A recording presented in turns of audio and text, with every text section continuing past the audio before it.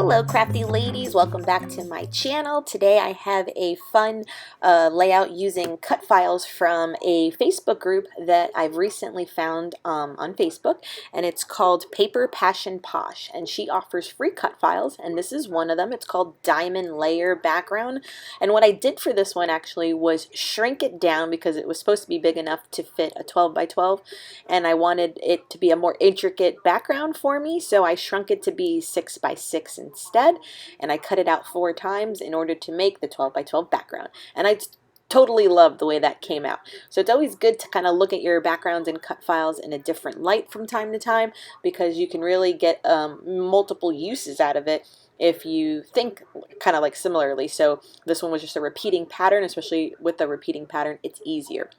So they are a Facebook group. I will leave it linked down below, and like I said, this one's one of the free ones that are offered, and so I'm using it on a purple colored cardstock in the background, and I will be scrapping a photo of Valentina when we were at the beach. The photo was originally very colorful with her, swimsuit and the dress and the glasses, so I decided just to print it in black and white, and that way it would work with any layout that I was going to use with it. As you saw, I just used some basic glue stick from Elmer's Glue for attaching the cut file to my paper, and I was using it on wax paper.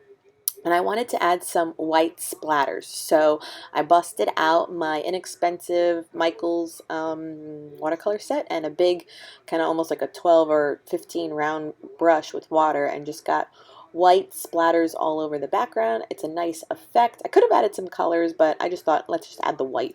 And this actually watercolor set, while being chalky in nature to actually watercolor or painting with, actually works out great for creating splatters because it's a chalkier watercolor finish. That's neither here nor there. Anyways, so with the purple background, I definitely want stash diving in my collection and have all of these gorgeous florals from Hobby Lobby that are actual stickers as well, but I don't even use them as stickers. I still pop them up on Fun Foam right now and raise them up. But being in the like Merlot, Burgundy, Purple, Violet family, I thought the colored paper is why I chose it to be colored in the first place, because I was like, if I'm going to use all of these and get 3 of these out of my desk collection, better have like a complementary color so that way it all goes together very well. So that was what I did.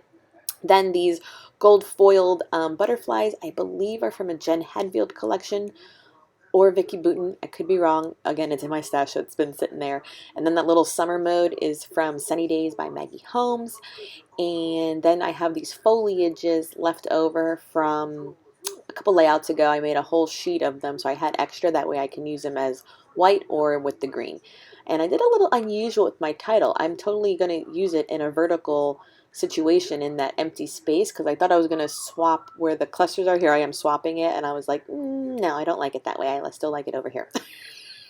So that love is going to go right there and using up that empty space, and I think it's perfect. Sometimes we have to remember to think vertically or in a curve or however it may work out in order to include our titles.